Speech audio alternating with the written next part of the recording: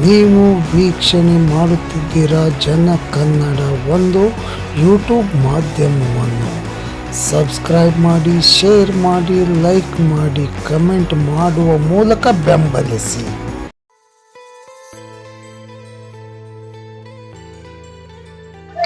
ನಮಸ್ಕಾರ ಎಲ್ಲ ಪ್ರಜ್ಞಾವಂತ ಪ್ರಬುದ್ಧ ಜನಕನ್ನಡ ಟಿವಿ ಮಾಧ್ಯಮದ ಯೂಟ್ಯೂಬ್ ಚಾನೆಲ್ನ ಪ್ರೇಕ್ಷಕರೇ, ನಿಮ್ಮೆಲ್ಲರಿಗೂ ಗೊತ್ತಿರೋ ಹಂಗೆ ನಮ್ಮ ದೇಶದೊಳಗ 1872 ಪ್ರಪ್ರಥಮ ಬಾರಿಗೆ ಬ್ರಿಟಿಷರ ಆಡಳಿತ ಕಾಲದೊಳಗೆ ಜನಗಣತಿಯನ್ನ ಪ್ರಾರಂಭ ಮಾಡಲಾಗುತ್ತೆ.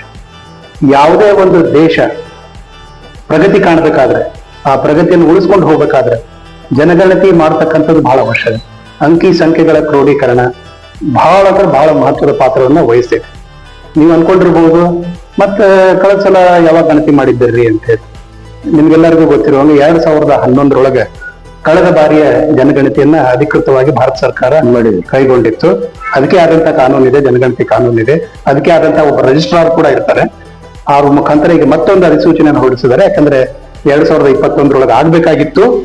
ಕೋವಿಡ್ ಕಾರಣದಿಂದಾಗಿ ಸರ್ಕಾರ ಅದನ್ನ ಮುಂದೂಡಲಾಗಿತ್ತು. ಈಗ ಅದನ್ನ ಅಧಿಕೃತವಾಗಿ ಘೋಷಣೆ ಮಾಡಿದ್ದಾರೆ. 2027 ಜನಗಣತಿ ಅಂತ ಅದಕ್ಕೆ ಹೆಸರನ್ನು ಇಟ್ಟಿದ್ದಾರೆ. ಈ ಒಂದು ವಿಶೇಷ ಕಾರ್ಯಕ್ರಮದೊಳಗೆ ನಾವು ಅದರ ಕುರಿತು ಮಾತನಾಡ್ತಾ ಇದ್ದೇವೆ. ಆಮೇಲೆ ಈಗ ವಿಶೇಷತೆ ಏನಂತಂದ್ರೆ, ಈ ಬಾರಿ ಜನಗಣತಿ ಡಿಜಿಟಲ್ ಜನಗಣತಿ ಮತ್ತು ಸೆಲ್ಫ್ ಎನ್ಯುಮರೇಷನ್ ಅಂದ್ರೆ ಸ್ವಯಂ ಗಣತಿ ಮಾಡ್ತಕ್ಕಂಥದ್ದನ್ನ ಅವಕಾಶ. ಅಂದ್ರೆ ನಾಗರಿಕರು ತಾವೇ ಖುದ್ದಾಗಿ ತಮ್ಮ ಮಾಹಿತಿಯನ್ನ ಡಿಜಿಟಲ್ ರೂಪದಲ್ಲಿ, ಅಂದ್ರೆ ತಾವು ಬಳಸ್ತಕ್ಕಂಥ ಲ್ಯಾಪ್ಟಾಪ್ ಆಗಿರ್ಬೋದು, ಡೆಸ್ಕ್ಟಾಪ್ ಆಗಿರ್ಬೋದು, ಮೊಬೈಲ್ ಆಗಿರ್ಬೋದು. ಸರ್ವೇ ಸಾಮಾನ್ಯವಾಗಿ ಪ್ರತಿಯೊಬ್ಬ ನಾಗರಿಕನ ಕೈಯಲ್ಲಿ ಈಗ ಮೊಬೈಲ್ ಇದೆ, ಇರಲಿದೆ. ಹಾಗಾಗಿ ವೆಬ್ ಪೋರ್ಟಲ್ ಮುಖಾಂತರ ಅಥವಾ ಅಪ್ಲಿಕೇಶನ್ ಮುಖಾಂತರ ಬಹಳ ಸರಳವಾಗಿ ಮಾಹಿತಿಯನ್ನ ಸರ್ಕಾರಕ್ಕೆ ಕೊಡಬಹುದು. ಇದನ್ನ ತಮಗೆ ತಿಳಿಸ್ತಾ ಇದ್ದೇವೆ. ಈ ಕ್ರಮವನ್ನ ಮೊಟ್ಟ ಮೊದಲನೇ ಬಾರಿಗೆ ಭಾರತ ಸರ್ಕಾರ ಇಂಟ್ರೊಡ್ಯೂಸ್ ಅದರಲ್ಲೂ ಮುಖ್ಯವಾಗಿ ನಮ್ಮ ಕರ್ನಾಟಕದೊಳಗೆ ಕೆಲವು ರಾಜ್ಯಗಳು ಮೊದಲ ಹಂತದೊಳಗೆ ನಮ್ಮ ರಾಜ್ಯದಲ್ಲೂ ಸಹ ಇದನ್ನ ಮಾಡ್ತಾ ಇದ್ದಾರೆ. ನೀವೆಲ್ಲ ಮಾಧ್ಯಮದೊಳಗೆ, ಪತ್ರಿಕೆ ಒಳಗೆ ಮತ್ತು ಟಿವಿ ಒಳಗೆ ನೋಡೋ ಹಾಗೆ ಏನು ಪ್ರಧಾನ ಸೇವಕರಂತೆ ತಮ್ಮನ್ನ ತಾವು ಹೆಮ್ಮೆಯಿಂದ ಕರ್ಕೊಳ್ತಾರೆ. ನಮ್ಮ ಆದರಣೀಯ ಪ್ರಧಾನ ಮಂತ್ರಿಯವರು ಈಗಾಗಲೇ ದೆಹಲಿಯಲ್ಲಿ ತಾವೇ ಸ್ವಯಂ ಗಣತಿಗೆ ಮುಂದಡಿ ಇಟ್ಟು ಗಣತಿ ಭಾಗವಹಿಸಿದ್ದಾರೆ. ಅದೇ ರೀತಿಯಾಗಿ ರಾಜ್ಯದೊಳಗೆ ನಮ್ಮ ಮುಖ್ಯ ಕಾರ್ಯದರ್ಶಿ ಆದಂತ ಶಾಲಿ ರಜನೀಶ್ ಅವರು ಕೂಡ ಅದು ಪತ್ರಿಕೆಯಲ್ಲಿ ನೋಡಿರ್ತೀರಿ, ಲೇಖವನ್ನು ಕೂಡ ಬರೆದಿದ್ದಾರೆ. ನಮ್ಮ DC ಅವರು ಕೂಡ ಇತ್ತೀಚೆಗೆ ಧಾರವಾಡದಲ್ಲಿ ಒಂದು ಮಾಧ್ಯಮ ಸಂವಹನ ಮುಖಾಂತರ ಪ್ರಕಟಣೆಯನ್ನು ಕೊಟ್ಟಿದ್ದಾರೆ. ಮಾಧ್ಯಮದಲ್ಲಿ ಇದರ ಕುರಿತು ಸಾಕಷ್ಟು ಬಂದಿದೆ.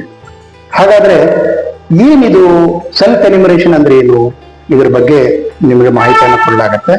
ಅದಕ್ಕೂ ಮುಖ್ಯವಾಗಿ ನಿಮ್ಗೆಲ್ಲರಿಗೂ ಗೊತ್ತಿರುವ ಹಾಗೆ ಈ ನಮ್ಮ ಜನಕನ್ನಡ ಟಿವಿ ಮಾಧ್ಯಮದ ವತಿಯಿಂದ ಹಲವಾರು ಬಾರಿ ಇತ್ತೀಚೆಗೆ 24ನೇ ತಾರೀಕಿಗೂ ಕೂಡ ಒಂದು ಪ್ರತಿಭಟನೆಯನ್ನು ಹಮ್ಮಿಕೊಳ್ಳಲಾಗಿತ್ತು ಹಿರಿಯ ನಾಗರಿಕರಿಂದ.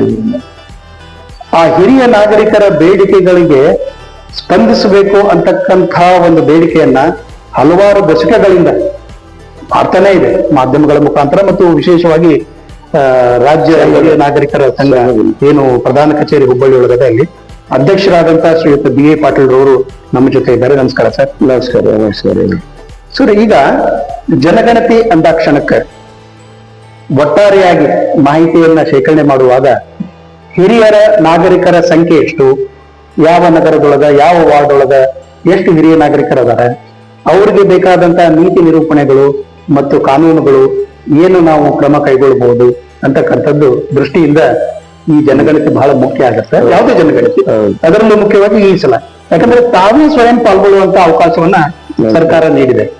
ಇದ್ರ ಕುರಿತು ತಾವೇನ್ ಹೇಳಕ್ ಇಷ್ಟಪಡ್ತೀವಿ? ಈಗ ಸ್ವಯಂ ಒಂದು ಜನಗಣತಿ ಮಾಡಿಕೊಂಡು ನಮ್ಮ ಅಂಕಿ ಸಂಖ್ಯೆಯನ್ನು ನಾವು ಕೊಡೋದು ಬಹಳ ಒಳ್ಳೇದು. ಆದ್ರೆ ಇದು ಹಿರಿಯ ನಾಗರಿಕರ ಬಗ್ಗೆ ಹೇಳ್ಬೇಕಂದ್ರೆ ಎಲ್ಲ ಹಿರಿಯ ನಾಗರಿಕರು ಸಾಧ್ಯ ಆಗಲ್ಲ. ಕೆಲವು ಎಜುಕೇಟೆಡ್ ಲಿಟರೇಟೆಡ್ ಕ್ಲಾಸ್ ಏನಿರ್ತಾರೆ, ಎಸ್ಪೆಷಲಿ ರಿಟೈರ್ಡ್ ಗವರ್ಮೆಂಟ್ ಎಂಪ್ಲಾಯೀಸ್, ಇವ್ರಿಗೆ ಬಹಳ ಈಸಿಯಾಗಿ ಇದನ್ನೆಲ್ಲ ಮಾಡಕ್ ಆಗ್ತದೆ. ಆದ್ರೆ ಹಿರಿಯ ನಾಗರಿಕರ ಸಂಖ್ಯೆಯೊಳಗೆ ರಿಟೈರ್ಡ್ ಗವರ್ಮೆಂಟ್ ಎಂಪ್ಲಾಯೀಸ್ ಎಷ್ಟು ಇದಾರೆ? ಓನ್ಲಿ 5 to 6% ಅಷ್ಟೇ ಇರೋದು. ಮತ್ತು ಆ ಮಾಹಿತಿ ಸರ್ಕಾರದ ಹತ್ರನೇ ಲಭ್ಯ ಇರ್ತೈತೆ. ಅವ್ರದೆಲ್ಲ ಡೀಟೇಲ್ಸ್ ಅಲ್ಲಿ ಇದ್ದೇ ಇರ್ತೈತಿ. ಹೀಗಾಗಿ ಅವ್ರೆಲ್ಲರೂ ಕೊಡ್ತಾರ. ಇನ್ನು ಉಳಿದವ್ರದ್ದು ಸ್ವಲ್ಪ ಪ್ರಾಬ್ಲಮೆಟಿಕ್ ಇರೋದ್ರಿಂದ ಈ ಜನಗಣತಿ ಬಹಳಷ್ಟು ಮಹತ್ವವನ್ನ ಪಡ್ಕೊಂಡಿದೆ. ಮತ್ತು ಇದು ಇಲ್ಲಿ ತನಕ ಸರ್ಕಾರ ಹಿರಿಯ ನಾಗರಿಕರ ಅಂಕಿ ಸಂಖ್ಯೆಯನ್ನು ನಿಖರವಾಗಿ ಎಲ್ಲೂ ಕೊಟ್ಟಿಲ್ಲ. ಯಾಕಂದ್ರೆ ನಮ್ಮ ಹಿರಿಯ ನಾಗರಿಕರ ಸಂಘದ ಪರವಾಗಿ ನಾವು ಸಾಕಷ್ಟು ಹೋರಾಟ ಮಾಡಿದಾಗ ಸರ್ಕಾರದ ಲೆವೆಲ್ನೊಳಗೂ ಕೂಡ ನಾವು ಕಮಿಟಿ ಒಳಗೆ ಇದ್ದೇವೆ. ಸರ್ಕಾರದ ಅಧಿಕಾರಿಗಳು ಕೂಡ ನಿಖರವಾಗಿ ಅಂಕಿ ಸಂಖ್ಯೆ ಕೊಡೋದಿಲ್ಲ, ಅಂದಾಜು ಅಂತಾನೆ ಕೊಡ್ತಾರೆ. ಹೀಗಾಗಿ 2011 ಜನಗಣತಿ ಹಿಡ್ಕೊಂಡು ಅವ್ರ ಅಂಕಿ ಸಂಖ್ಯೆ ಕೊಟ್ರಂದ್ರೆ ಈಗಿನ ಪರಿಸ್ಥಿತಿ ಒಳಗೆ ಎಲ್ಲ ಉಲ್ಟಾ ಬಲ್ಟಾ ಆಗ್ಬಿಟ್ಟೆ. ಯಾಕಾಗತಿ 2011 ಇಸ್ವಿಯೊಳಗ ನಮ್ಮ ಭಾರತ ದೇಶದಲ್ಲಿ ಅಂದಾಜು 15 ಕೋಟಿ ಹಿರಿಯ ನಾಗರಿಕರು ಅಂತ ಹೇಳ್ತಾರೆ, ಅಂದಾಜು ಅಂತ ಹೇಳ್ತಾರೆ. ನಮ್ಮ ಒಂದು ಕರ್ನಾಟಕ ರಾಜ್ಯದಲ್ಲಿ 65 ಲಕ್ಷ 60 ಮೇಲೆ ಅಂತ ಹೇಳ್ತಾ ಈ ಮಾಹಿತಿ 2011 ಪ್ರಕಾರ. ಹಿರಿಯ ನಾಗರಿಕರ ಸಂಖ್ಯೆ ಕೌಂಟ್ ಮಾಡಿ ಅವ್ರು ಕೊಡ್ಬೇಕಂತ ಸೌಲಭ್ಯಗಳನ್ನ ಆದಾಯ ಅಂಕಿ ಆಧಾರ ಮೇಲೆ ಕೊಡ್ತಾರೆ. ಅಂದ್ರೆ ಅದ್ರದ್ದು ಎಷ್ಟು ಜಾಸ್ತಿ ಆಗೈತಿ, ಆಜ್ ಇವ್ರಿಗೆ ಹಿರಿಯ ನಾಗರಿಕರಿಗೆ ಬೆನಿಫಿಷರೀಸ್ಗೆ ಅದು ಸೌಲಭ್ಯ ಕಟ್ಟಕ್ ಸಾಧ್ಯ ಇಲ್ಲ. ಯಾಕೆ ಸಾಧ್ಯ ಇಲ್ಲ ಅಂದ್ರೆ ಅಂಕಿ ಸಂಖ್ಯೆ ಪ್ರಕಾರ ಇದ್ರಾಗ ಇಟ್ಟು ಬಡವರಿಗಾರ ಇಟ್ಟು ವೇಷನ್ ಕೊಡ್ತೇವೆ ಅಂತಾರ. ಅಲ್ಲಿ ಬೆಳವಣಿಗೆ ಆಗಿ ಮುಂದೆ ಬಂದಂತವ್ರಿಗೆ ಏನಾಕತಿ, ಅದಕ್ಕೆ ಏನಾಕತಿ ಅಂತಂದ್ರ ಸರ್ಕಾರ ತಮ್ಮ ಅಂಕಿ ಸಂಖ್ಯೆ ಅಡ್ಜಸ್ಟ್ ಮಾಡ್ಕೊಳಕ ಕೊಡ್ತಕ್ಕಂತ ಸೌಲಭ್ಯಗಳು ಕಟ್ ಮಾಡಿ ಯಾವುದೋ ಒಂದು ನೆವ ಹೇಳಿ ಅದನ್ನ ಎಲ್ಲ ನಾವು ಕೊಟ್ಟೇವೆ ಎಲ್ಲರಿಗೂ ಕೊಟ್ಟವು. ಅದಕ್ಕ ಸರ್ಕಾರದೊಳಗೆ ಯಾವುದೇ ಸೌಲಭ್ಯ ಕೊಡ್ಬೇಕಾದ್ರೆ ಜನಗಣತಿ ಅಂಕಿಯ ಸಂಖ್ಯೆ ಬಹಳಷ್ಟು ಮುಖ್ಯ ಐತಿ. ಅದರಲ್ಲೂ ಹಿರಿಯ ನಾಗರಿಕರ ಅಂಕಿಯ ಸಂಖ್ಯೆ ಎಲ್ಲದಕ್ಕಿಂತ ಬಹಳ ಪ್ರಾಮುಖ್ಯ. ಯಾಕಂತಂದ್ರೆ ಇವ್ರ ವಯಸ್ಸಾದ ಮೇಲೆ ಇವ್ರಿಗೆ ಸಾಕಷ್ಟು ಜನ ಇದ್ರೊಳಗೆ ಡಿಮೆನ್ಸಿಯಾ ಅಂತ ಒಂದು ರೋಗ ಬರುತ್ತೆ. ಹಿರಿಯ ಸರ್ಕಾರ ಅವ್ರ ಟ್ರೈನಿಂಗ್ ಕೊಡ್ತಾ ಇದ್ದಾರೆ. ಡಿಮೆನ್ಸಿಯಾ ಅಂದ್ರೆ ನೆನಪಿನ ಶಕ್ತಿ ಹೋಗ್ತಿರ್ತಾವ. ನೆನಪಿನ ಶಕ್ತಿ ಹೋದ ಹೊತ್ನ್ಯಾಗ ಇವ್ರು ಸರ್ವೆ ಮಾಡಕ್ ಹೋದ ಹೊತ್ನ್ಯಾಗ ಅವ್ರು ಏನ್ ಕೇಳುತ್ತ ಏನ್ ನೆನಪೈತೆ ಅಂತ ಹೇಳ್ತಾರೆ, ತಪ್ಪು ಹೇಳ್ಬಹುದು, ಹೇಳೋ ಸಾಧ್ಯತೆನೂ ಇರುತ್ತೆ. ಅದಕ್ಕ ಇದ್ರ ಬಗ್ಗೆ ಏನೈತಿ, ಕುಟುಂಬದೊಳಗ ಲಿಟ್ರೇಟ್ ಇದ್ದಂತ ಗಣ್ಯರು ಯುವಕರು ಅವ್ರ ಮಕ್ಕಳು ವಿಡಿಯೋ ತಗೊಂಡು ಇದ್ರೊಳಗ ಭಾಗವಹಿಸ್ಬೇಕು. ಯಾಕಂದ್ರೆ ಅವ್ರು ಒಬ್ಬರ ಮನೆಯಾಗಿದ್ದಾಗ ಗಣತಿದಾರ ಬಂದ್ ಹೋದ್ರು ಅಂದ್ರೆ ಕೊಟ್ಟಂತ ಅಂಕಿ ಸಂಖ್ಯೆ ಸರಿನೂ ಇರ್ಬೋದು, ತಪ್ಪು ಇರ್ಬೋದು. ಅದಕ್ಕೆ ನಮ್ದು ರಿಕ್ವೆಸ್ಟ್ ಅಂತಂದ್ರೆ ಗಣತಿಗೆ ಬಹಳಷ್ಟು ಪ್ರಾಮುಖ್ಯವಾಗಿ ನೀವು ಸರಿಯಾದ ಗಣತಿ ಅಂಕಿ ಸಂಖ್ಯೆ ಕೊಡ್ಬೇಕು. ಅಂಕಿ ಸಂಖ್ಯೆ ಒಳಗ 60 ವಯಸ್ಸು ದಾಟ್ಕಂತವ್ರೆಲ್ಲರೂ ಹಿರಿಯ ಅಧಿಕೃತವಾಗಿ ಹಿರಿಯ ಕಾನೂನುಬದ್ಧವಾಗಿ. ಆದ್ರೆ ಗ್ರಾಮೀಣ ಭಾಗದಲ್ಲಿ ಏನಾಗತಿ, ಗ್ರಾಮೀಣ ಭಾಗದಲ್ಲಿ ಹಿರಿಯ ನಾಗರಿಕರ ವಯಸ್ಸದು ಮತ್ತು ಪಾಪ ಅವ್ರ ಬರ್ತ್ ಸರ್ಟಿಫಿಕೇಟ್ ಇರುವುದಿಲ್ಲ. ಇನ್ನೂ ಒಂದು ವಿಚಿತ್ರ ಅಂದ್ರೆ ಈಗ ನಮ್ಮ ಸಂಘದೊಳಗೊಂದು ಹಿರಿಯ ನಾಗರಿಕರಿಗೆ ID ಕಾರ್ಡ್ ಅಂತ ಮಾಡಿಕೊಡ್ತಾರೆ. ನಾವು 1000 ಅಲ್ಲ ಲಕ್ಷಗಟ್ಟಲೆ ಕಾರ್ಡ್ ಮಾಡಿಕೊಡ್ತೇವೆ. ಅದ್ರಾಗ ಇನ್ನೂ 10-20% ಯೂನಿಟ್ ಹಬ್ಬಟ್ನವ್ರ. ಸರ್, ಈಗ ನಿಮ್ಮ ಹಿರಿಯ ನಾಗರಿಕರ ಸಂಘಕ್ಕೆ ಅಧಿಕೃತವಾಗಿ ಸರ್ಕಾರನ ಆದೇಶ ನೀಡಿದ್ರೆ ಏನಂತಂದ್ರೆ ನೀವೇ ID ಕಾರ್ಡ್ ಅನ್ನ ಇಶ್ಯೂ ಮಾಡಬಹುದು ಅಂತ. ಅಲ್ಲ, ಗೌರ್ಮೆಂಟ್ ID ಕಾರ್ಡ್ ಇಶ್ಯೂ ಮಾಡೋಕ್ಕೂ ನಮಗೆ ಪವರ್ಸ್ ಕೊಟ್ಟು ನಾವು ಇಶ್ಯೂ ಮಾಡ್ತಾ ಇದ್ದೇವೆ. ಪ್ಲಸ್ ನಾವು ನಮ್ಮ ಸಂಘದ ಪರವಾಗಿ ಮೆಂಬರ್ ಆದಂತವ್ರಿಗೆ ಸಂಘದ ಪರವಾಗಿ ಹಿರಿಯ ನಾಗರಿಕರ ID ಕಾರ್ಡ್ ಕೊಡ್ತೇವೆ ನಾವು. ಅದನ್ನು ಕೂಡ ಅಧಿಕೃತ ಅದು. ಯಾಕಂದ್ರೆ ಈ ಹಿಂದೆ 2007 ಇಸ್ವಿಗೆ ಕಾನೂನು ಬಂತು, ಹಿರಿಯ ನಾಗರಿಕರ ಕಾನೂನು. ಅದಕ್ಕಿಂತ ಮೊದಲು ಏನ್ ಮಾಡ್ತಿದ್ರು, ಹಿರಿಯ ನಾಗರಿಕರು ಅಂದ್ರೆ ಹಿರಿಯ ನಾಗರಿಕರ ಸಂಘ ಸಂಸ್ಥೆಗಳು ಏನು ಸರ್ಟಿಫಿಕೇಟ್ ಕೊಡ್ತಾರೋ ಅದು ಅಥೆಂಟಿಕ್ ಇರ್ತದೆ. ಅವಾಗ ಕಾನೂನೇ ಇದ್ದಿಲ್ಲ. 2007ಕ್ಕಿಂತ ಪೂರ್ವದಲ್ಲಿ ಇರ್ತದೆ. ಆದ್ರೆ ಪೂರ್ವದಲ್ಲಿ ಇದ್ರು ಕೂಡ ಇಲ್ಲೇನಾಯ್ತು, 2010 ಇಸ್ವಿ ತನಕ ಸರ್ಕಾರದ ID ಕಾರ್ಡ್ ಬರ್ಲಿಲ್ಲ. 2010 ಇಸ್ವಿ ತನಕ ಸಂಘ ಸಂಸ್ಥೆಗಳು ಹಿರಿಯ ನಾಗರಿಕರ ಸಂಘ ಸಂಸ್ಥೆಗಳು ಏನು ಕಾರ್ಡ್ ಕೊಟ್ಟಿದ್ರು ಅದು ಅಥೆಂಟಿಕ್ ಆಗಿ ಇರ್ತದೆ. ಆದ್ರೆ ಇದ್ರ ಮೇಲೆ ಸೌಲಭ್ಯ ಕೊಡಕ್ ಸರ್ಕಾರಕ್ಕೆ ಸಾಧ್ಯ ಆಗ್ಲಿಲ್ಲ. ಯಾಕಾಗಿಲ್ಲ ಅಂದ್ರೆ ಒಂದು ಪ್ರೈವೇಟ್ ಏಜೆನ್ಸಿ ಅವರು ಒಂದು NGO ಅವರು ಕೊಟ್ಟು ಇದ್ರ ಮೇಲೆ ಅವ್ರು ಯಾವ್ದೋ ಸೌಲಭ್ಯ ಕೊಡಕ್ ಮುಂದೆ ಬರ್ಲಿಲ್ಲ. ಅದಕ್ಕಾಗಿ ಕಾನೂನು ರಚನೆ ಮಾಡಿ. ಸರ್, ಈಗ ಒಂದು ಈ ನಮ್ಮ ಜನಕನ್ನಡ TV ಮಾಧ್ಯಮದ ಪರವಾಗಿ ಯಾರು ವೀಕ್ಷಣೆ ಮಾಡ್ತಾ ಇದ್ದಾರೋ ಅವರಿಗೆ ಕರೆ ನೀಡ್ತಾ ಇದ್ದೇವೆ ನಿಮ್ಮ ಮೂಲಕ, ನಿಮ್ಮ ಸಂಘದ ಮೂಲಕ.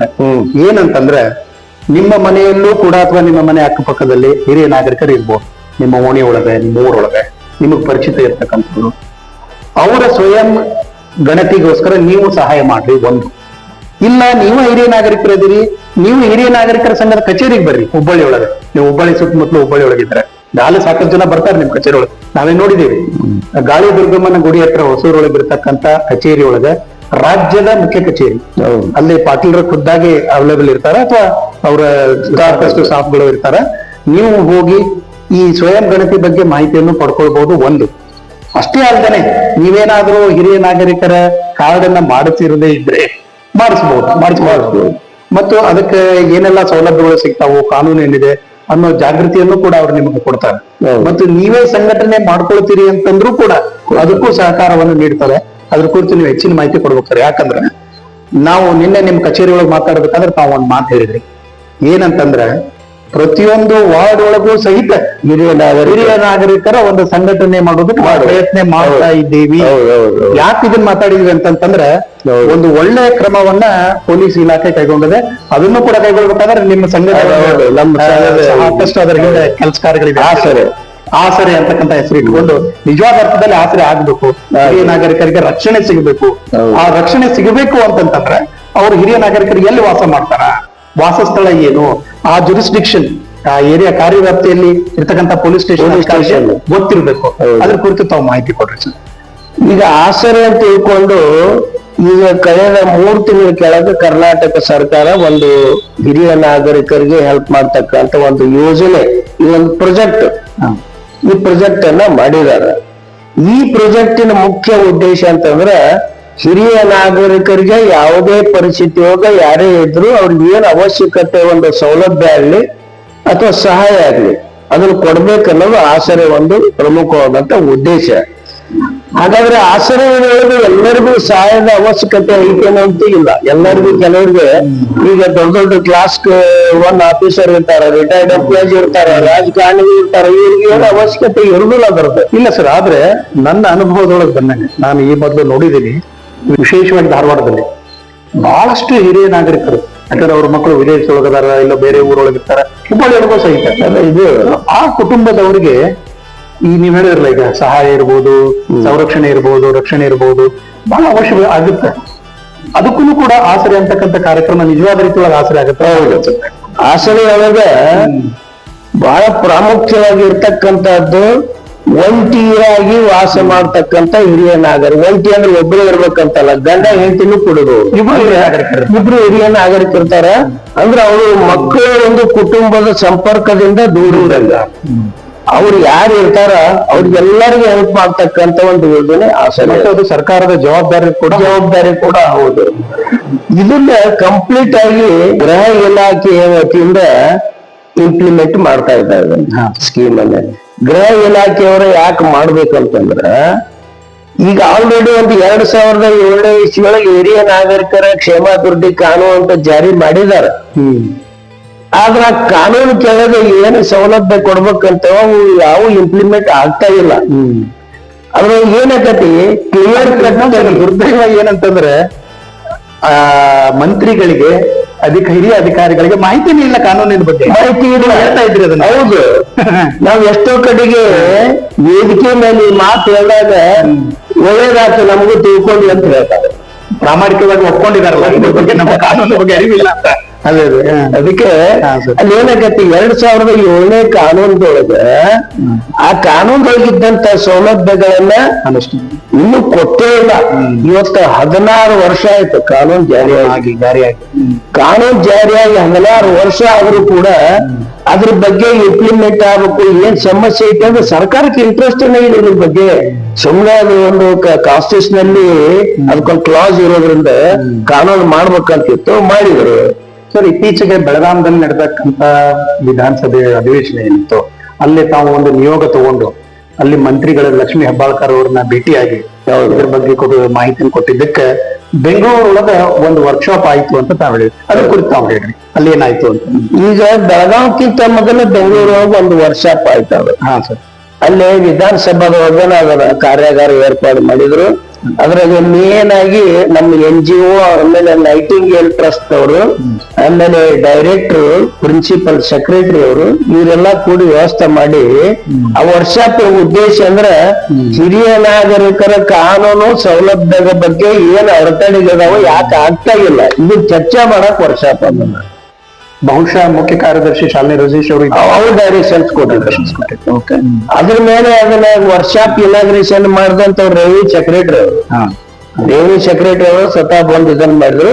ಉಳಿದಂತ ಬಹಳ ಡೆಪ್ಟಿ ಸೆಕ್ರೆಟರಿ ಅವರು, ಪೊಲೀಸ್ ಡಿಪಾರ್ಟ್ಮೆಂಟ್ ಅವರು, ಸೋಷಿಯಲ್ ವೆಲ್ಫೇರ್ ಡಿಪಾರ್ಟ್ಮೆಂಟ್ ಅವರು, ಎಲ್ಲ ಡಿಸ್ಟ್ರಿಕ್ಟ್ ಆಫೀಸರು ಅದಕ್ಕೆ ಬಂದಿದ್ರು. ಆಮೇಲೆ ಪಿಡಿಒದು ಇವರು ಬಂದಿದ್ರು. ಅಲ್ಲಿ ಇವ್ರು ಎಲ್ಲರಿಗೂ ಒಂದು ಅವೇರ್ನೆಸ್ ಕ್ರಿಯೇಟ್ ಮಾಡೋ ಸಲುವಾಗಿ ವರ್ಕ್ಶಾಪ್ ಇತ್ತು. ಒಳ್ಳೆ ಒಂದು ವರ್ಕ್ಶಾಪ್ ಆಯ್ತು.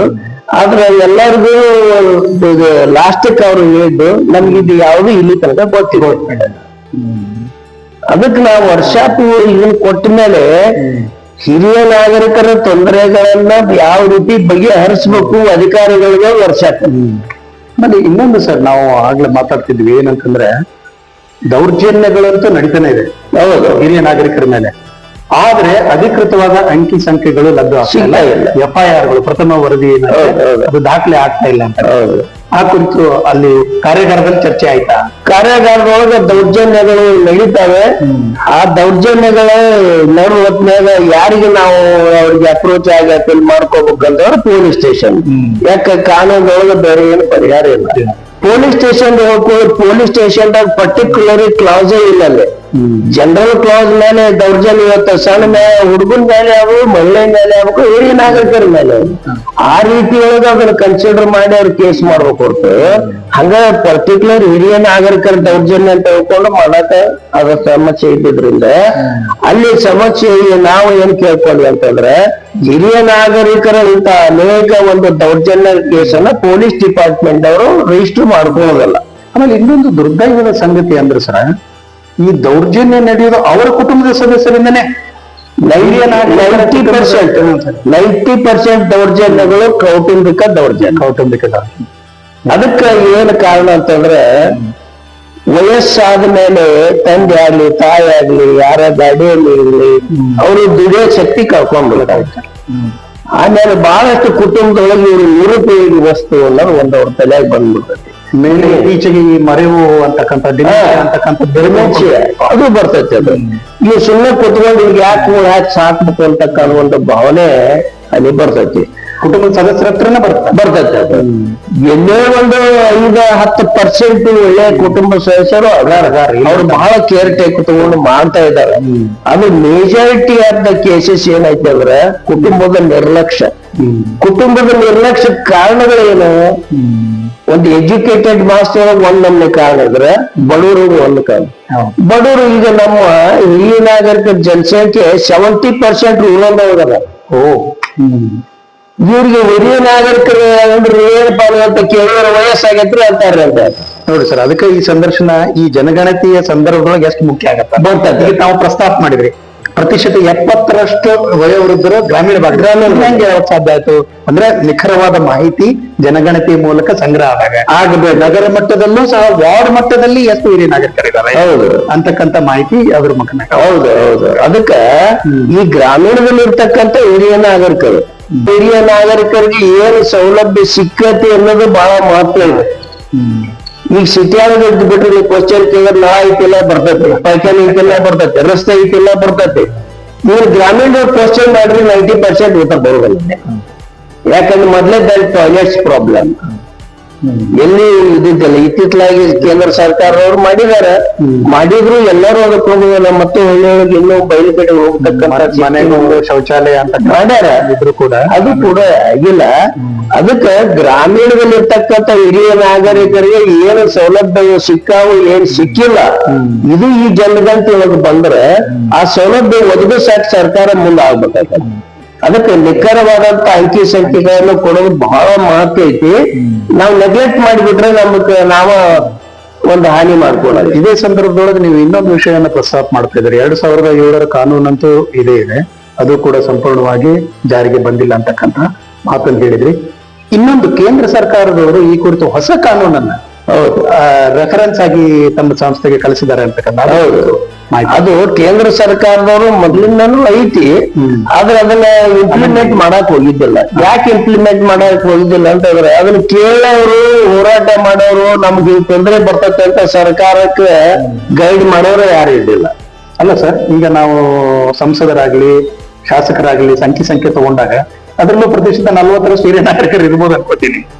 ಶಾಸಕರಾಗ್ಲಿ ಸಂಸದರಾಗ್ಲಿ ಎಲ್ಲರಿಗೂ 40 ಅಲ್ಲ 35ರಿಂದ 40% ಹಿರಿಯ ನಾಗರಿಕರು ಅದಾವೆ. ನಾವು ಬಹಳಷ್ಟು ಕಡೆ ಫೈಟ್ ಮಾಡಕ್ ಹೋದಾಗ ನೀವು ಒಂದು ರಿಯಲ್ ಇದನ್ನ ಹೇಳ್ಬೇಕಂತಂದ್ರೆ ಈ ಕಾನ್ಸ್ಟಿಟ್ಯೂಷನ್ ಅಲ್ಲಿ ಈಗ ನೀವು MLC ಕೊಡ್ತೀರಿ, ಶಿಕ್ಷಕರಿಗೆ ಒಂದು ಮತಕ್ಷೇತ್ರ ಐತಿ, ಹೌದು. ಗ್ರಾಜುಯೇಟ್ ಒಂದು ಮತಕ್ಷೇತ್ರ ಐತಿ, ಲೋಕಲ್ ಬಾಡಿ ಒಂದು ಮತಕ್ಷೇತ್ರ ಐತಿ, ಹೌದು. ಹೌದಾ? ಪ್ರತ್ಯೇಕವಾದ ಮತಕ್ಷೇತ್ರ ಐತಿ. ಆ ಫೀಲ್ಡ್ ಒಳಗೆ ಅವ್ರ ರಕ್ಷಣೆ ಸೌಲಭ್ಯ ಸಿಗ್ಲಿ ಅನ್ನೋ ಉದ್ದೇಶಕ್ಕೆ ಅವ್ರ ಸಮಸ್ಯೆಗಳಿಗೆ ಧ್ವನಿ ಆಗೋದಕ್ಕೆ ಇಟ್ಟಿದ್ದಾರೆ. ಎಷ್ಟು ಸಂಖ್ಯೆಗೆ ನೀವು ಮತಕ್ಷೇತ್ರ ಮಾಡಿರಿ, ಬಹಳ 5 ಲಕ್ಷ 10 ಲಕ್ಷ 15 ಲಕ್ಷ 20 ಲಕ್ಷ ಇವತ್ತು ಗ್ರಾಜುಯೇಟ್ ಅದರ ಒಂದು MLC ಕೊಡ್ತೇವೆ. ನಮ್ದು 80 ಲಕ್ಷ ಜನ ಇದ್ರೆ ಇವ್ರ ಪ್ರತಿಧ್ವನಿಯಲ್ಲಿ ಸೆಷನ್ ನಡಿಬೇಕಂದ್ರೆ ಇವ್ರಿಗೆ ಯಾಕೆ ಪ್ರತಿನಿಧಿ ಇಲ್ಲ? ಅದಕ್ಕೆ ನಮ್ ಸಂಘ ಕೇಳೈತಿ, ಅಟ್ಲೀಸ್ಟ್ ಡಿವಿಷನ್ ಒಂದೊಂದು 4 MLC ಕೊಡ್ರಿ. ನಾವ್ ಅಧಿಕಾರ ಸಲುವಾಗಿ ಕೇಳೋದಿಲ್ಲ. ನಮ್ಮ ನೋಡ್ರಿ, ನಾವು 10-15 ವರ್ಷ ಹೋರಾಟ ಮಾಡಿದ್ರು ಕೇಳೋರು ಇಲ್ಲ. ಯಾರು ಶಾಸಕರು ಕೇಳೋದಿಲ್ಲ, ಮಂತ್ರಿ ಕೇಳೋದಿಲ್ಲ, ಪೂರ್ತಿ ನೆಗ್ಲೆಕ್ಟೆಡ್ ಇದೆ. ಅದೇ ಪ್ರತಿನಿಧಿ ವಿಧಾನಸಭಾದಾಗಿದ್ರೆ ಅವ ನಮ್ಮ ಪರವಾಗಿ ಹೋರಾಟ ಮಾಡ್ತಾನೆ. ಅದ್ರ ಸಲುವಾಗಿ ನಾವು ಕೇಂದ್ರ ಸರ್ಕಾರಕ್ಕೂ ಕೇಳಿ, ರಾಜ್ಯ ಸರ್ಕಾರ ಕೇಳಿವಿ, ಕಂಪಲ್ಸರಿ ಈ ಜನಗಣತಿ ಮುಗಿದ ಮೇಲೆ ಅಂಕಿ ಸಂಖ್ಯೆ ಪ್ರಕಾರ ಒಂದು ಕೊಡ್ಲೇಬೇಕು. ಇದು ಒಂದು ಒಳ್ಳೆಯ ವಿಚಾರ ಸರ್. ಈ ದೃಷ್ಟಿಕೋನದಿಂದನೂ ಸಹಿತ ಜನಗಣತಿ ಅಂಕಿ ಕ್ರೋಢೀಕರಣ ಅನ್ನೋದು ಬಹಳ ಅವಶ್ಯಕ. ಯಾಕಂದ್ರೆ ಒಬ್ಬ ಶಿಕ್ಷಕರಿಗೆ, ಒಬ್ಬ ಗ್ರಾಜುಯೇಟ್ ಕಾನ್ಸ್ಟಿಟ್ಯೂನ್ಸಿ ಮಾಡುವಾದ್ರೆ ಹಿರಿಯ ನಾಗರಿಕರು ಪ್ರತಿಶತ 15ರಷ್ಟು ಜನಸಂಖ್ಯೆಯಲ್ಲಿ ಇರ್ತಾರ. ಅಂದ್ಮೇಲೆ ಅವ್ರಿಗೆ ಯಾಕೆ ಪ್ರತ್ಯೇಕವಾದ ಕಾನ್ಸ್ಟಿಟ್ಯೂನ್ಸಿ ಇಲ್ಲ, ಪ್ರತಿನಿಧಿ ಇಲ್ಲ ಅಂತಕ್ಕಂಥದ್ದು ಒಳ್ಳೆ ಪ್ರಶ್ನೆ. ಇದು ಸರ್ಕಾರಕ್ಕೆ ಎಚ್ಚರಿಸುವಂತ, ಕಣ್ತರಿಸುವಂತ ಮತ್ತು ಅವ್ರಿಗೆ ಪರಿಗಣಿಸುವಂತ ವಿಚಾರ ಅಂತಕ್ಕಂಥದ್ದನ್ನ ನಮ್ಮ ಜನಕನ್ನಡ ಟಿವಿ ವಾಹಿನಿಯು ಕೂಡ ಈ ಮೂಲಕ ಹೇಳುತ್ತೆ. ಮತ್ತು ಪ್ರತಿ ಸಲದಂಗೆ ನಿಮ್ಗೆಲ್ಲ ಗೊತ್ತಿರೋ ಹಾಗೆ ನಮ್ಮ ಜನಕನ್ನಡ ಟಿವಿ ಮಾಧ್ಯಮ ಕೇವಲ ವರದಿ ಮಾಡುವುದಲ್ಲ, ನಿಜವಾಗಿ ಸಮಾಜದಲ್ಲಿ ಇರ್ತಕ್ಕಂಥ ಸಮಸ್ಯೆಗಳಿಗೆ ಸರ್ಕಾರ ಉತ್ತರವನ್ನ, ಪರಿಹಾರವನ್ನ ಕಂಡು ಹಿಡಿಬೇಕು ಅಂತ ಆಶೆಯಿಂದ ನಾವು ಕಾರ್ಯವನ್ನ ನಿರ್ವಹಿಸ್ತಾ ಇರ್ತೀವಿ. ಹಾಗಾಗಿ ಹಿರಿಯ ನಾಗರಿಕರ ಸಲುವಾಗಿ ಕೇಂದ್ರ ಸರ್ಕಾರ, ರಾಜ್ಯ ಸರ್ಕಾರ ಕೇವಲ ಕಣ್ಣೊರೆಸುವ ತಂತ್ರವಾಗಿ ಕಾನೂನನ್ನ ಮಾಡಿದ್ರೆ ಜವಾಬ್ದಾರಿ ಮುಗಿಯುವುದಿಲ್ಲ. ನಿಜವಾದ ಅರ್ಥದಲ್ಲಿ ಅವು ಅನುಷ್ಠಾನಗೊಳ್ಳಬೇಕು. ಅನುಷ್ಠಾನಗೊಳ್ಳುವತ್ರ ನಿಮಗೇನೆಲ್ಲಾ ಸಹಾಯ ಸಹಕಾರಗಳು ಬೇಕೋ ಅದಕ್ಕೆ ಹಿರಿಯ ನಾಗರಿಕರ ಸಂಘಟನೆ ಸದಾ ಸನ್ನದ್ಧವಾಗಿದೆ. ಜವಾಬ್ದಾರಿಯನ್ನು ಕೂಡ ವಹಿಸಿಕೊಳ್ಳಲು ಸಿದ್ಧವಿದೆ. ಮತ್ತು ಕೂಡ ಸಾಕಷ್ಟು ಸಂಘ ಸಂಸ್ಥೆಗಳು, ಮಾಧ್ಯಮಗಳು ಸಿದ್ಧವಿದ್ದಾವೆ. ಹುಬ್ಬಳ್ಳಿ ಧಾರವಾಡ ವಾರ್ಡ್ ಸಮಿತಿ ಬಳಗ ಟ್ರಸ್ಟು ಕೂಡ ಈ ದಿಶೆಯಲ್ಲಿ ಹಲವಾರು ಕ್ರಮಗಳನ್ನು ಕೈಗೊಳ್ತಾ ಇದೆ, ಹೋರಾಟವನ್ನ ಕೈಗೆತ್ತಿಕೊಳ್ತಾ ಇದೆ. ಜನರು ಪಾಲ್ಗೊಳ್ಳಬೇಕು ಆಡಳಿತದಲ್ಲಿ ಅನ್ನೋ ಒಂದು ದೃಷ್ಟಿಕೋನದಿಂದ ನಗರ ಮಟ್ಟದಲ್ಲಿ ಆಗಿರ್ಬೋದು, ಗ್ರಾಮೀಣ ಮಟ್ಟದಲ್ಲಾಗಿರ್ಬೋದು ಅಭಿಯಾನಗಳು ಆರಂಭಗೊಂಡಿವೆ. ಹಾಗಾಗಿ ಹಿರಿಯ ನಾಗರಿಕರಿಗೆ ನಿಜವಾದ ಅರ್ಥದಲ್ಲಿ ಗೌರವವನ್ನ ಸೂಚಿಸುವಂತಾಗ್ಲಿ ಮತ್ತು ಅವ್ರಿಗೂ ಕೂಡ ಹಿರಿಯ ನಾಗರಿಕರಿಗೆ ಪ್ರತ್ಯೇಕವಾದಂತಹ ಒಂದು ಕಾನ್ಸ್ಟಿಟ್ಯೂನ್ಸಿ ಆಗುವುದಾಗ್ಲಿ ಅಥವಾ ಮಂತ್ರಿಯನ್ನ ನೇಮಿಸುವುದಾಗ್ಲಿ ಸದ್ಯದಲ್ಲೇ ಆಗ್ಲಿ ಅಂತಕ್ಕಂಥ ಆಶಯದೊಂದಿಗೆ ಈ ಸಂದರ್ಶನವನ್ನು ಮುಕ್ತಾಯಗೊಳಿಸ್ತಾ ಇದ್ದೇವೆ. ನಾನು ಕೊನೆಯದಾಗಿ ಎಲ್ಲ ಹಿರಿಯ ನಾಗರಿಕರಿಗೆ ಒಂದು ಮನವಿ ಮಾಡ್ಕೊಂತಿದ್ದೀನಿ.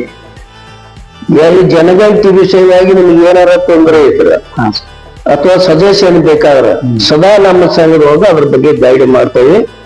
ನಿಮ್ಗೆ ಎರಡನೇದು, ಹಿರಿಯ ನಾಗರಿಕ ಸಂಬಂಧಪಟ್ಟಂತ ಯಾವುದೇ ಸಮಸ್ಯೆ ಇರಲಿ ಕಾನೂನುಬದ್ಧವಾಗಿ ಅದಕ್ಕೆ ಏನ್ ಪರಿಹಾರನ ಒದಗಿಸ್ಕೊಂತ ಬಂದಿದ್ದೀವಿ, ಇವು ಒದಗಿಸ್ತಾ ಇರ್ತೇವೆ.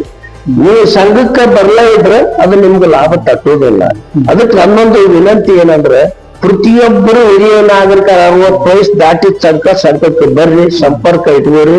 ಪ್ರತಿ ತಿಂಗಳ 2 ಮೀಟಿಂಗ್ ನಾವು ಮಾಡ್ತೇವೆ. 2 ಮೀಟಿಂಗ್ ನಾವು ಚರ್ಚೆ ಮಾಡ್ತಕ್ಕಂಥದ್ದು ಹಿರಿಯ ನಾಗರಿಕರ ಸಮಸ್ಯೆ, ದೌರ್ಜನ್ಯಗಳು ಅವ್ ಏನ್ ಬರ್ತಾವ ಅದ್ರ ಇಮಿಡಿಯೇಟ್ ಪರಿಹರಿಸಕ ಕ್ರಮ ಕೈಕೊಳ್ತೇವಿ. ಪರಿಹಾರ ಕೂಡ ಆಗೈತಿ. ಹೀಗಾಗಿ ಏನಪ್ಪಾ ಸಂಘ ಒಂದಿದ್ದಕ್ಕೆ ಐತಿ ಅಂತ ತಿಳ್ಕೊಂಡು ನೆಗ್ಲೆಕ್ಟ್ ಮಾಡ್ಕೊಳಕ್ ಹೋಗ್ಬೇಡ್ರಿ. ಇವರ ನಮ್ಮ ಪದಾಧಿಕಾರಿಗಳು ನಮ್ದು ಯಾವ್ದು ಲಾಭ ಇಲ್ಲ. ನಾವು ಈ ಸಂಘದೊಳಗಿರ್ತ 75% ಪದಾಧಿಕಾರಿಗಳು ಹೆಚ್ಚಾಗಿ ರಿಟೈರ್ಡ್ ಸರ್ಕಾರ ದೊಡ್ಡ ಉನ್ನತ ಮಟ್ಟದ ಅಧಿಕಾರಿಗಳು. ನಾನು ಹಿಡ್ಕೊಂಡು ಹೇಳ್ತೇನೆ, ನಮ್ಗೆ ಯಾವ್ದು ತೊಂದರೆ ಇಲ್ಲ. ಸಾಕಷ್ಟು ಪೆನ್ಷನ್ ಬರ್ತೈತಿ. ನಮಗ್ ಪೆನ್ಷನ್ ಬಂದ್ಮೇಲೆ ನಾವು ಈ ಹೋರಾಟ ಇದು ಎದಕ್ ಬೇಕು? ನಮ್ಗೆ ಆರಾಮಾಗಿ ಮನ್ಯಾಗ ಇರ್ಬೋದು. ಮೊನ್ನೆ ನಮ್ಮ ಸ್ಟ್ರೈಕ್ ದಿವಸ ನಮ್ಮ ಸ್ವಾಮಿಗಳು ನಾವು ಕರೆದಾಗ ಅವರು ಇದೇ ಮಾತನ್ನ ಹೇಳಿದರು. ಇದು ಹೋರಾಟ ಇದ್ದವರಿಂದ ಇಲ್ಲದವರಿಗಾಗಿ ಹೋರಾಟ ಅಂತ ಅವರು ಹೇಳಿದರು. ಹೀಗಾಗಿ ನಾವು ತ್ಯಾಗ ಮಾಡಿ ನಮ್ಮ ಕಿಶದಲ್ಲಿ ದುಡ್ಡು ಹಾಕಿ ಇಲ್ಲಿ ಸೇವಾ ಮಾಡ್ತೇವೆ ಅಂತ ಹೇಳಿದ್ರೆ ನೀವು ಬಂದು ಅದ್ರ ಸೌಲಭ್ಯ ತಗೋದಿಲ್ಲ, ಜಾಗೃತಿ ಆಗೋದಿಲ್ಲ ಅಂದ್ರೆ ನಮ್ಗೆ ಬಹಳಷ್ಟು ಇದು ಅನಿಸ್ತೈತಿ. ಅದಕ್ಕೆ ಪ್ರತಿಯೊಬ್ಬರು ಬಂದು ಸಂಘಕ್ಕೆ ಭೇಟಿ ಕೊಡ್ರಿ, ನಿಮ್ ಸಮಸ್ಯೆ ಹೇಳ್ರಿ, ಮೆಂಬರ್ಶಿಪ್ ಆಗ್ರಿ ಅಂತ ನನ್ನೊಂದು ವಿನಂತಿ ಇದೆ. ಸದಾ ಕಾಲ ನಾವು ನಿಮ್ಗೆ ಹೆಲ್ಪ್ ಮಾಡಕ್ ರೆಡಿ. ಆಮೇಲೆ ಇದಕ್ಕೆ ಪೂರಕವಾಗಿ ಹೇಳುವುದೇನಂತಂದ್ರೆ ಕೇವಲ ಹಿರಿಯ ನಾಗರಿಕರ ಹೋರಾಟ ಮಾತ್ರ ಅಲ್ಲ, ಅವ್ರಿಗೆ ಬೇಕಾದಂತಹ ಸಾಂಸ್ಕೃತಿಕ ಚಟುವಟಿಕೆಗಳಾಗಿರ್ಬೋದು, ಚಟುವಟಿಕೆಗಳಾಗಿರ್ಬೋದು, ಇವೆಲ್ಲವುಗಳನ್ನು ಕೂಡ ಅಚ್ಚುಕಟ್ಟಾಗಿ ನಾವೇ ಸ್ವತಃವಾಗಿ ಕವರ್ ಮಾಡಿದ್ದೇವೆ ನಮ್ಮ ಮಾಧ್ಯಮದ ಮುಖಾಂತರ. ಹಾಗಾಗಿ ಆಮೇಲೆ ಟ್ರಿಪ್, ನ್ಯಾಷನಲ್ ಇಂಟರ್ನ್ಯಾಷನಲ್ ಟ್ರಿಪ್ಗಳು, ಪಿಕ್ನಿಕ್, ನ್ಯಾಷನಲ್ ಇಂಟರ್ನ್ಯಾಷನಲ್ ಈ ರೀತಿ ಇದೆ. ಈಗ ನೀವು ರೋಟರಿಗಾಗ್ಲಿ, ಜೆಸಿಗಾಗ್ಲಿ, ಮಹಿಳಾ ಮಂಡಳಕ್ಕಾಗ್ಲಿ ಈ ರೀತಿ ಏನೋ ಒಂದು ಸದಸ್ಯತ್ವವನ್ನು ಪಡ್ಕೊಳ್ತೀರಿ, ಅಥವಾ ಕ್ಲಬ್ಗಳಿಗಾಗ್ಲಿ ಅದೇ ರೀತಿಯಾಗಿ ಹಿರಿಯ ನಾಗರಿಕರ ಸಂಘಟನೆಯಲ್ಲಿ ನೀವು ಪಾಲ್ಗೊಳ್ಳುವುದರ ಮುಖಾಂತರ ಕೇವಲ ನಿಮ್ಮ ಹಕ್ಕಿಗ ಜಾಗೃತಿಗಾಗಿ ಮಾತ್ರ ಅಲ್ಲ, ನಿಮ್ಮ ಜೀವನವನ್ನೂ ಕೂಡ ಯಾವುದೇ ಡಿಮೆನ್ಷಿಯಾದಿಂದ ದೂರ ಇದ್ದು ಸಾಮಾಜಿಕವಾಗಿ, ಸಾಂಸ್ಕೃತಿಕವಾಗಿ ಒಳ್ಳೆಯ ಜೀವನ, ಆರೋಗ್ಯಕರವಾಗಿ ಒಳ್ಳೆಯ ಜೀವನವನ್ನು ನಡೆಸಬಹುದು ಅಂತಕ್ಕಂಥ ಖಾತ್ರಿಯಾಗಿ ನಾವು ಕೂಡ ಹೇಳಬಲ್ಲು. ಇನ್ನೊಂದು 60 ಮಟ್ಟ ಕಾಯುವ ಅವಶ್ಯಕತೆ ಇಲ್ಲ, 55ರಿಂದನೇ ಬೇಕಾದ್ರೆ ನಮ್ಮ ಪ್ರೊವಿಷನ್ ಮಾಡಿದ್ದಾರೆ. 55ರಿಂದ ಯಾರಾದ್ರೂ ಮೆಂಬರ್ ಆಗಬಹುದು. ಯಾಕಂದ್ರೆ ಪ್ರೊವಿಷನಲ್ ಮೆಂಬರ್ ಅಂತ ಯಾಕೆ ಹೇಳಿದ್ನಿ ಅಂದ್ರೆ ಇತ್ತೀಚೆಗೆ ಒಂದು ಟ್ರೆಂಡ್ ನಡೆದತ್ರಿ ಯುವಕರ ಹತ್ರ, ಏನಂತಂದ್ರೆ ಅರ್ಲಿ ರಿಟೈರ್ಮೆಂಟ್ ಅಂತ. ಯಾಕಂದ್ರೆ ಪ್ರೆಷರ್ ಆಗಿ ಆಮೇಲೆ ಒಳ್ಳೆ ಪಗಾರ ಇರುತ್ತೆ, 50-55 ರಿಟೈರ್ಮೆಂಟ್ ತಗೊಂಡ್ಬಿಟ್ಟಾಕತ್ತಾರ. ಅಂತವ್ರನ್ನು ಕೂಡ ಸ್ವೀಕಾರ ಮಾಡ್ತಕ್ಕಂಥ ಪ್ರೊವಿಷನ್ ಅವ್ರು ಆಲ್ರೆಡಿ ಮುಂದಾಲೋಚನೆ ಮಾಡಿ ನಮ್ ಸಂಘ ಒಳಗಿದೆ. ನೀವು 55 ಆಗಿದ್ರು ಕೂಡ ಹೊಸೂರು, ಹುಬ್ಬಳ್ಳಿಯ ಹೊಸೂರಲ್ಲಿ ಇರ್ತಕ್ಕಂಥ ಗಾಳಿ ದುರ್ಗಮ್ಮನ ಗುಡಿ ಹತ್ರ ಇರ್ತಕ್ಕಂಥ ಕಚೇರಿಯಲ್ಲಿ ನೀವು ಆಗಮಿಸಬಹುದು. ಹುಬ್ಬಳ್ಳಿ ಧಾರವಾಡ ವಾರ್ಡ್ ಸಮಿತಿ ಬಳಗ ಟ್ರಸ್ಟ್ ಅನ್ನು ಕೂಡ ನೀವು ಸಂಪರ್ಕ ಮಾಡಬಹುದು.